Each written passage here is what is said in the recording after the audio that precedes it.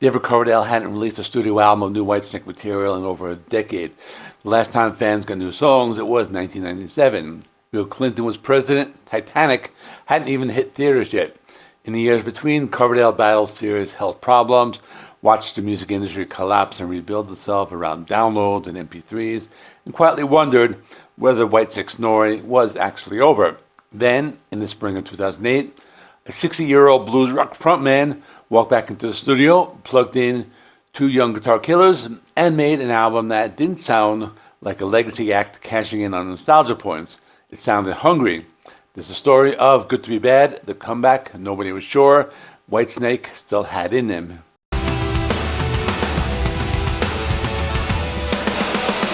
To understand why Good to Be Bad mattered, you have to understand how long the silence had been. Restless Heart, released in 1997, had been a subdued, almost adult contemporary detour for the band, polished, radio-conscious, not particularly loved by the die-hard fanbase. After that, Whitesnake effectively went dormant as a recording act. Coverdale toured sporadically, reissued catalog material, put out a solo album in September of 2000, and in 2006 put out a live album, Live in the Shadow of the Blues, which included 4 new studio tracks as a teaser that something might be coming, but a full-blown new album kept getting pushed back, first eyed for October 2000's release, then bumped to May 2008. What actually got the ball rolling wasn't just Coverdale deciding he had something to say again. It was personnel. In 2003, guitarist Aldrich joined the band, and by 2007, he'd been paired with a second guitarist, Reb Beach, formerly of Winger and Dokken. That two-guitar attack, Aldrich's blues-soaked Whitesnake steeped phrasing next to Beach's technical shred pedigree, gave Coverdale a songwriting partnership he hadn't had since the glory days of the mid-'80s, when John Sykes helped him build the songs that turned Whitesnake into an arena act in America. Every song in the album was co-written by Coverdale and Aldrich, and that partnership is really the engine of the record. There was also a lineup shakeup right before the album dropped. Drummer Tommy Aldridge, a fixture of the band's touring lineup, left in December 2007 to pursue other projects and was replaced by Chris Frazier, who had already been quietly filling in on some of the 2006 live album re-recording work. So the band that finally delivered Good to Be Bad to the public in April 2008 wasn't quite the band that had been touring under the Whitesnake name for years. It was a fresher configuration built around the Coverdale, Aldrich, Beach guitar triangle.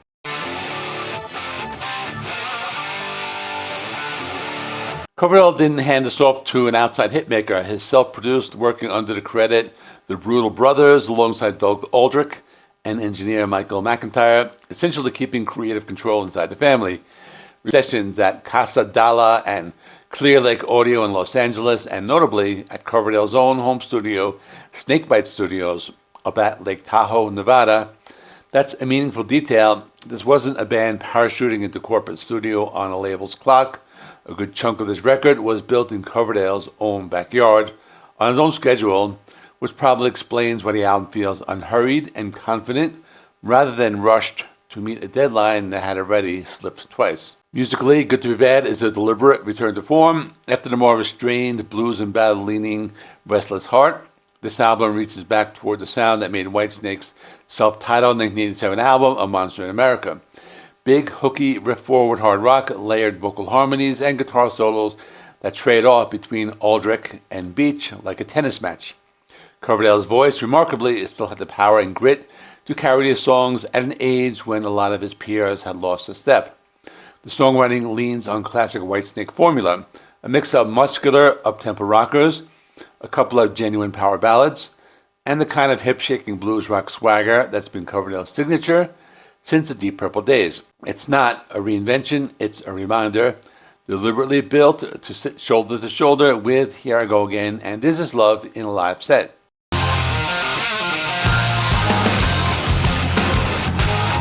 The Good to Be Bad World Tour turned into a genuinely massive undertaking, running from March all the way through December 2008, spanning roughly 70-plus shows across 5 continents, including stops in Australia and a full European run. The live lineup solidified around Coverdale, Aldrich, and Beach on guitars, Uriah Duffy on bass, Timothy Drury on keyboards, and new drummer Chris Frazier. There was real emotional weight to Coverdale getting back on stage at the scale.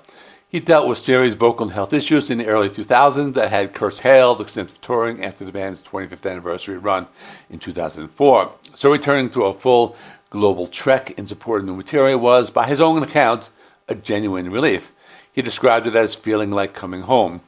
The band even did an intimate acoustic promotional set at the Cutting Room in New York in April 2008, previewing songs like All I Want, All I Need in a room holding a few hundred people before scaling up to the arena and festival circuit. That included a European extension into 2009, informally billed as Still Good to Be Bad Leg, which hit festival stages like the Classic Rock Festival in Norway and a slot at Download Festival at Donington Park in the UK, riding the album's especially strong European reception.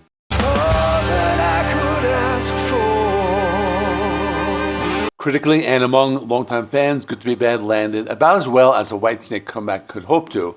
It won the Classic Rock Award for Album of the Year in November 2008 and picked up a Dino Award for Best Album of the Year from the Dinosaur Rock Guitar community. Recognition that spoke directly to the guitar-forward songwriting Aldrich and Beach brought to the table. General consensus among rock press and fans was that Coverdale sounded reinvigorated rather than like he was going through the motions, and that the twin guitar interplay gave the record a sense of purpose that some of his post-80s output had lacked.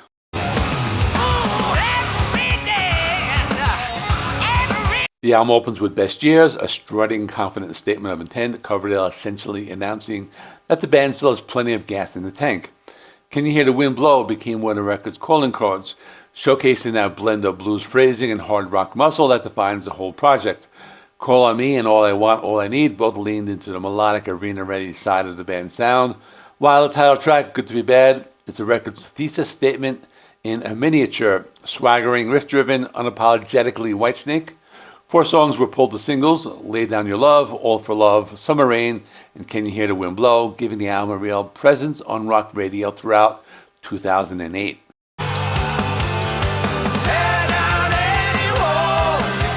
Commercially, the results were genuine validation after 11 years away. In the UK, Good to Be Bad debuted at number 7 on the official albums chart, Whitesnake's best UK chart placement in over 2 decades. It also performed strongly across continental Europe, hitting the top 5 in Finland. In the US, it entered the Billboard 200 at number 62 and reached number 8 on the top independent albums chart, reflecting the album's release through SPV Steamhammer rather than a major label. In Canada, it charted at number 23. By 2011, the album had sold over 700,000 copies worldwide, a genuinely strong result for a band that many assumed was permanently in the rearview mirror of classic rock radio.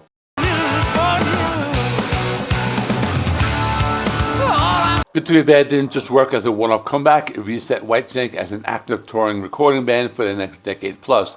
Doug Aldrich has said he was already sketching ideas for a follow-up as early as 2009, just a year after the album dropped. That follow-up arrived in 2011 as Forevermore, which continued the same Coverdale-Aldrich songwriting partnership, though it leaned into a heavier, more electric direction than the acoustic-leaning concept of Coverdale had originally floated. Forevermore would prove to be Aldrich's final studio album with the band before Whitesnake's lineup shifted again, but that's a story for another episode. What matters here is that Good to Be Bad did exactly what it needed to do. It proved at the moment, when nobody was sure the band had anything left to say, that Whitesnake could still write real songs, still sell real records, and still fill real arenas. Not bad for a decade-long silence. So my next episode is going to be Forevermore, the 2011 album, because Deep Purple kind of went through a long gap.